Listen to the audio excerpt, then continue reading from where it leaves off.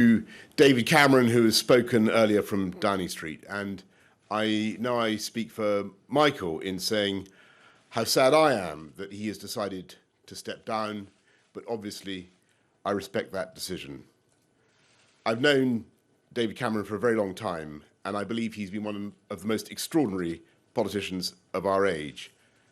A brave and principled man who's given superb leadership of his party and his country for many years, reforming our public services, delivering one nation conservative government, making this country the most dynamic economy in Europe, and with his own brand of compassionate conservatism that rightly earned his party the first majority government for decades.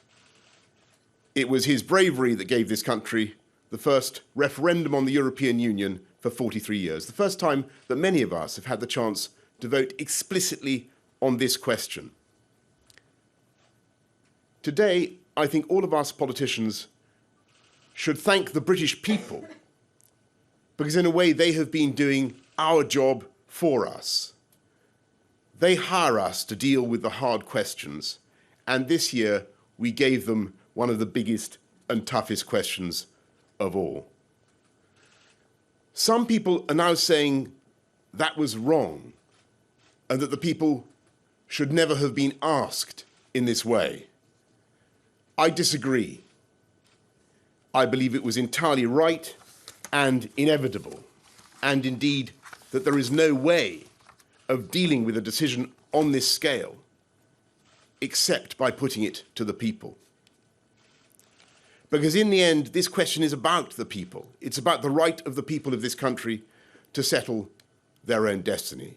It's about the very principles of our democracy, the rights of all of us to elect and remove the people who make the key decisions in their lives.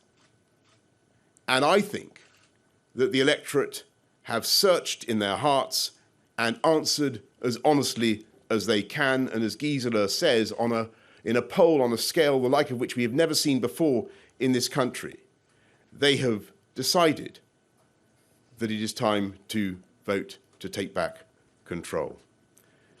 From a European Union that has become too remote, too opaque, and not accountable enough to the people it is meant to serve. In voting to leave the EU, it is vital to stress that there is now no need for haste, and indeed, as the Prime Minister has just said, nothing will change over the short term, except that work will have to begin on how to give effect to the will of the people and to extricate this country from the supranational system. And as the Prime Minister has rightly said, there is no need to invoke Article 50. And to those who may be anxious, whether at home or abroad, this does not mean that the United Kingdom will be in any way less united, nor indeed does it mean that it will be any less European. And I want to speak to the millions of people, directly to the millions of people who did not vote for this outcome, especially young people who may feel that this decision in some way involves pulling up a drawbridge or any kind of isolationism, because I think the very opposite is true. We cannot turn our backs on Europe. We are part of Europe. Our children and our grandchildren will continue to have a wonderful future as Europeans travelling to the continent, understanding the languages and cultures that make up our common European civilization, continuing to interact with the peoples of other countries in a way that is open and friendly and outward-looking.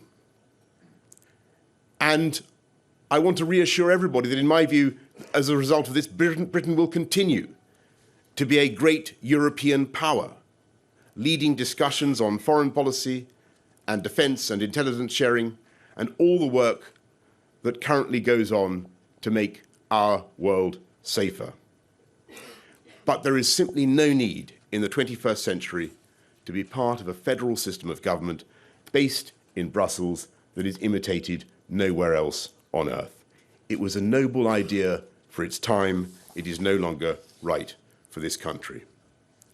And it is the essence of our case that young people in this country can look forward to a more secure and more prosperous future